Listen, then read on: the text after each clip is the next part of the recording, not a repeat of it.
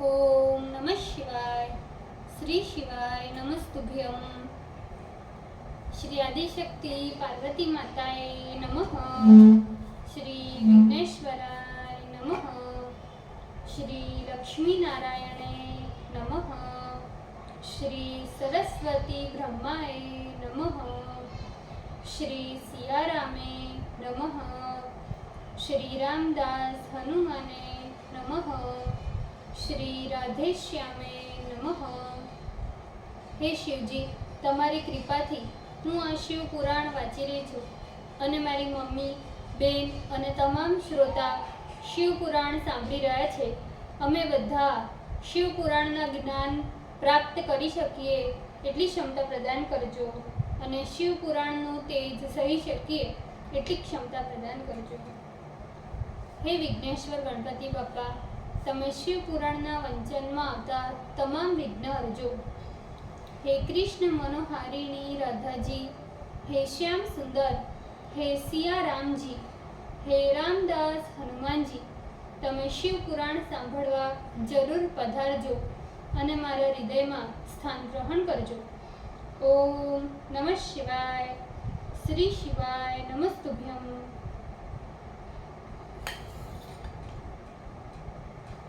द्वितीय संहिता सती खंड 2 प्रथम अध्याय पेज नंबर 282.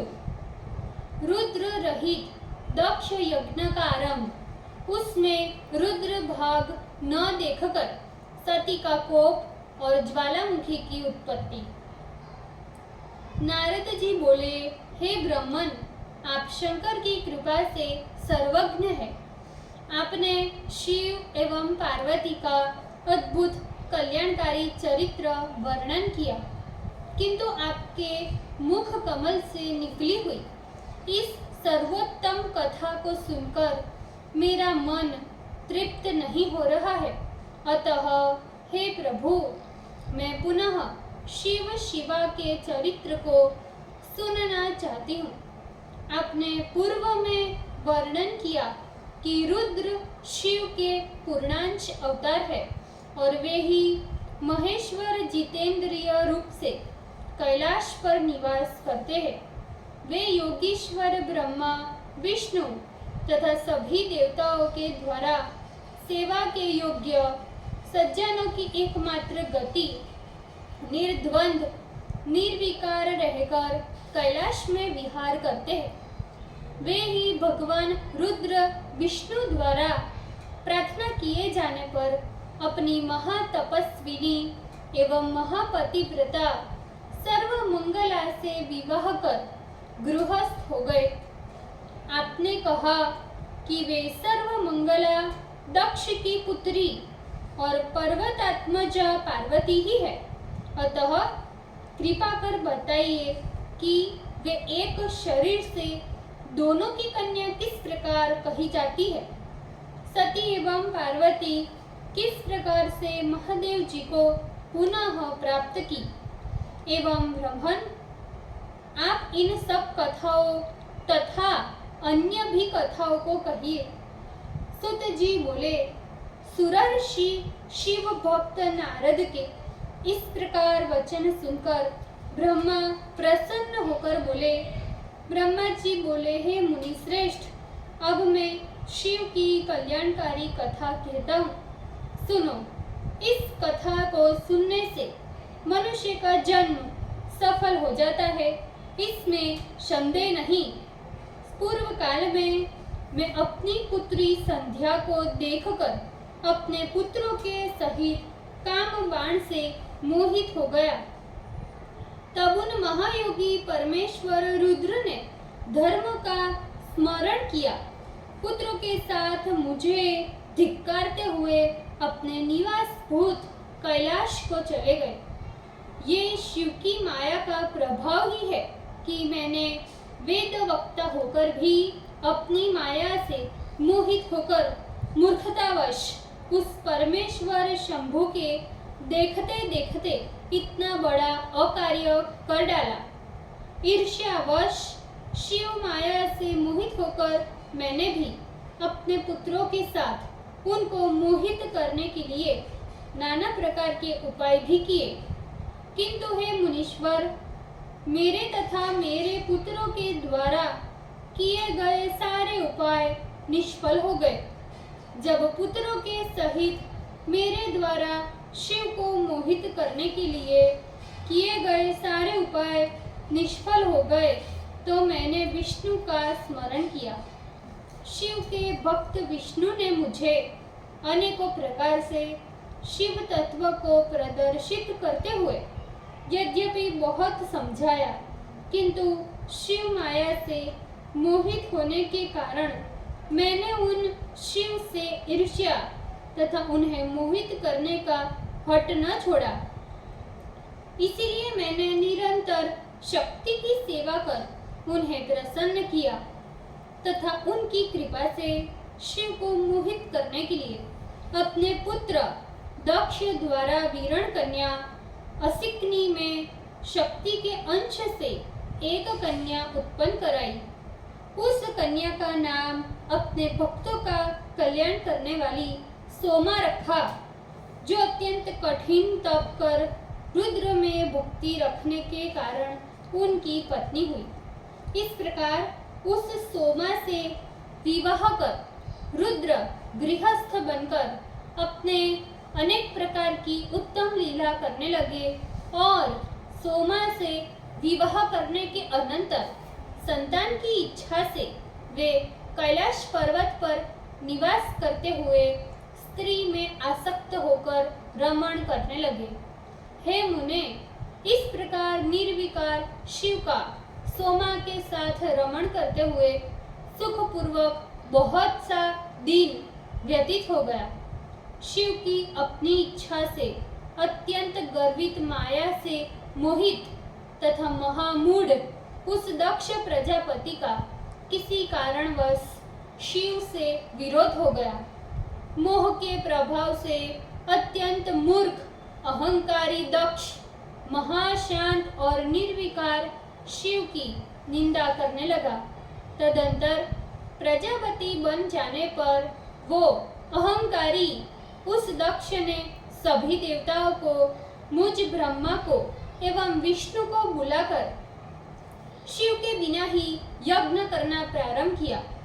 रुद्र से वह पहले ही चिढ़ा हुआ था, इसलिए उनको नहीं बुलाया। दुर्भाग्य से मोहित होने के कारण उसने अपनी कन्या, जिसका नाम सती था, उसे भी नहीं बुलाया। जब माया से मोहित चित्त होने के कारण दक्ष ने महासाध्वी शिवा को अपने यज्ञ में नहीं बुलाया, तो ज्ञान स्वरूपा उस देवी ने अपनी लीला प्रकट की। वह शिव की आज्ञा लेकर बिना बुलाए ही अपने गर्वीले पिता के घर पहुंच गई। उसने जब यज्ञ में रुद्र का भाग नहीं देखा, तब इस अपमान से दुखी होकर सभी देवताओं की निंदा करती हुई उसने योगाग्नि से अपने शरीर का त्याग कर दिया। सती के देह त्याग का समाचार सुनते ही रुद्र ने महाभयानक क्रोध से अपनी जटा उखाड़कर वीरभद्र को उत्पन्न किया। गणों के सहित उत्पन्न हुए उस वीरभद्र ने शिव से पूछा, मुझे क्या आज्ञा है? तब शिव ने उसे आज्ञा दी कि हे वीरभद्र, तुम दक्ष के यज्ञ में प्राप्त हुए सभी देवताओं का अपमान करते हुए उसके यज्ञ को विध्वंस कर दो। शिव की इस प्रकार की आज्ञा को पाकर गणाधीश महाबलवान वीरभद्र अपनी बहुत सी सेना लेकर यज्ञ विध्वंस के लिए चले गए। शिव की आज्ञा से उन गणों ने बहुत बड़ा उपद्रव प्रारंभ किया। उस यज्ञ में कोई ऐसा न था जिसे शिव गणों ने दंड न दिया हो। वीरभद्र ने देवताओं सहित विष्णु को भी जीत लिया और दक्ष का सिर काटकर उसे अग्नि में हवन कर दिया। इस प्रकार वीरभद्र ने महान उपद्रव कर यज्ञ को विनष्ट कर दिया। पुनः वे कैलाश पर जाकर महादेव जी को प्रणाम किए। देवताओं के देखते देखते रुद्र अनुचर वीरभद्रादिकों ने दक्ष के सारे यज्ञों को विनष्ट कर दिया। हे महर्षि नारद, इससे ये नीति जान लेनी चाहिए कि प्रभु रुद्र के रुष्ट हो जाने पर कोई भी पुरुष सुख से नहीं रह सकता। ये बात श्रुतियों तथा स्मृतियों में भी स्पष्ट की गई है। तदंतर सभी देवताओं को पूर्ववत यज्ञ की पूर्णता के हेतु रुद्र की स्तुति की, जिसे सुनकर दीनवत्सल रुद्र ने उस यज्ञ को सफल बनाया। नाना प्रकार की लीला करने वाले महाकृपालु सदाशिव ने बाद में दक्ष प्रजापति को पूर्ववत जीवित किया। जीवित हो जाने पर दक्ष ने सबका सत्कार किया। तब कृपालु शंकर ने उस दक्ष से पुनः यज्ञ करवाया। उस यज्ञ में सभी देवताओं ने तथा विश्व देवों ने बड़ी प्रसन्नता के साथ रुद्र का विशेष रूप से पूजन किया। सती के देह से उत्पन्न हुई ज्वाला जाकर पर्वत पर गिरी, जो ज्वाला देवी के नाम से सारे संसार को सुख प्रदान करती है। ये ज्वालामुखी के नाम से प्रसिद्ध हुई देवी सारी कामनाओं को पूर्ण करने वाली तथा दर्शन से समस्त पापों को नष्ट करने वाली है। ये ज्वालामुखी देवी आज भी संपूर्ण कामनाओं की फल प्राप्ति हेतु संसार में अनेक उपचारों द्वारा तथा अनेक प्रकारों द्वारा पूजित होती है। वही सती देवी हिमालय के वहां जन्म लेकर पार्वती के नाम से प्रसिद्ध हुई। उन्होंने पुनः कठिन तपस्या से सदाशिव की आराधना कर उन्हीं परमेश्वर सदाशिव को पति के रूप में प्राप्त किया।